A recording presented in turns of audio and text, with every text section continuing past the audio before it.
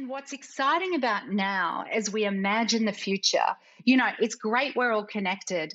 The next phase is about how we use that connectedness to really transform the world and empower each other and use that connectedness for good. And that's, Yeah, I agree. yeah, it's like Oh, everything. and the other thing is that, the other thing is that, of course, with the pandemic, and I think you guys are about to go back into lockdown. We've just come out of it. Mm, It does amazing things in terms of community spirit and bringing people together. yeah, And on top of that, it has made so many millions more people that wouldn't have thought of Zoom and being online and being able to sort of conduct meetings or social occasions online have now seen that that's possible. yeah. So I do think it's opening up a whole new world of connectivity. And I hope my other big thing, my insight into what us all being online and on Zoom is that it kind of has made everyone on the same level. So all of a sudden, smart clothes, smart cars, whether you've got a big bum, none of that kind of really matters anymore. It's about your face, what's coming out of your mouth and what's between your ears. Really. Yeah, absolutely, Jules. I mean, plus, there's more pressure on everyone than ever before, with COVID, and it's just leveled everyone, as you say. It has, absolutely. Yeah. And so, but we need change. I mean, from the marketer's perspective, they've been up against, they've had to rebrand COVID, Black Lives Matter and how that's changed what they do. The whole, Facebook boycott, 1,200 brands boycotted Facebook over here, which is very exciting for us because it shows a movement and a breaking of the status quo. The status quo is not okay. Well, we've got the Australian media trying to take Facebook and Google to court to say that they can't steal all that content, and that they have to pay for it. So it's really, really interesting times. I mean, one of the reasons I'm doing what I'm doing is I think that the old media model is completely broken, and that something new is emerging, and I want to be part of that, which is really exciting. And obviously, your street's ahead of me in terms of that. So yeah, I'm thrilled that Facebook is that the brands are starting to break up that complete monolith that is really kind of owning all of our content, all of our data and everything else. Well, what you're doing in Australia with all of that is really transformational, Jules. That's at the leading edge of what needs to happen worldwide. But in addition to charging them, it's actually providing brands a different way, because what we're doing is decoupling the ad from the content.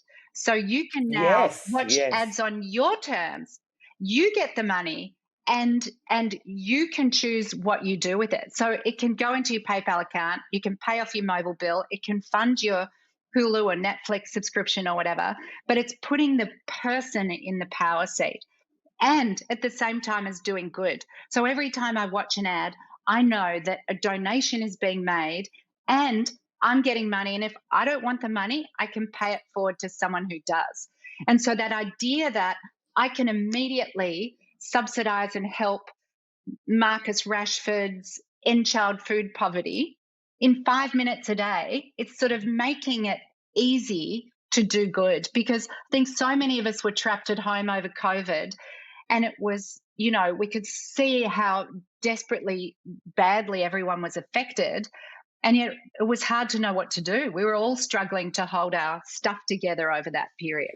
Yeah, and I don't think we're out of it yet, but I love how We Are 8 allows you to take back that control, and I absolutely believe that you're onto something that will hopefully not do what Facebook has done, but become prevalent around the world, and people will be doing it. So let's go back to China. So you were running the not running the Olympics, but winning Olympic accounts. You had taken Andrew Lloyd Webber back into China. So what happened next? What was the next step in the Sue career journey? So again, in those days, I remember it was, we were using videotape still. So we were recording things and then distributing them. We created 3 television shows in China that we distributed. And what was amazing to me is that you could get such massive distribution. So I became really interested and obsessed with using technology for television distribution. The quality of the programs in China at the time were really average. And so we were doing sort of home renovation shows and travel shows sponsored by Virgin and health shows sponsored by Johnson & Johnson, and these sort of advertorial-like shows that were really powerful. Anyway, left there, and then after a few years, started Standard Media Index, and that was when. But tell me, why did you start Standard Media Index? Because it was quite groundbreaking. I think now it's kind of used all over the world, but at the time you were really disrupting that industry, weren't you? Yeah, so, and much to that, I mean, all the TV networks tried to sue us. It was a pretty intense time at the very beginning. Oh, my God. Because we were bringing transparency. I mean, essentially, there was no visibility over where the ad dollars were going. You know, there was no clear market picture. So for the first time, by getting real systems inside all the media agencies, and by the way, I'd never built a data infrastructure company before. So I had to do a fast-tracked course on data architecture, data structure, building data stacks, all of data taxonomy, fast-tracked course on all of that, because we built world-class data infrastructure and put it inside the media agencies that then tracked all of that data. And I learned from some incredibly great people. I think along the way, it's always just about putting great people around you and never worrying about what you don't know, because the reality is things are moving so fast. None of us know what the future is going to look like. We can just do our best at creating it. Very true. So built that, very quickly saw that this was very unique, that we could have a clear picture of the market, and wanted to do this in the States. So I started coming to the US every 5 weeks. My patient husband, who also had a company, you know what it's like, Jules, with twins and 3 boys and I do. Crazy. I mean, as women. Yeah, it's full on. It is so full on. So started coming to the US and managed to close a couple of the agencies here. And then 11 years ago, moved to the US and did the same thing in New York. I mean, what took a year to build in Australia has taken sort of 10 years to build. But it's exciting now. We were in the New York, Standard Media Index was in the New York Times last week. There was an article and it was talking about all the political data. And I thought, wow, it's taken 10 years to become the market standard. 10 years. But holy shit. But, can I say that on your show? Yes, absolutely. And you bloody did it. Well done. I mean, that's the main thing. And the fact that it's still going. So are you still involved with SMI when you started? We are at 8. Did you jump out? Or are you still sort of straddling both? No, I'm still on the board. And my wonderful husband, I did recuse myself from the vote, but it was a board decision.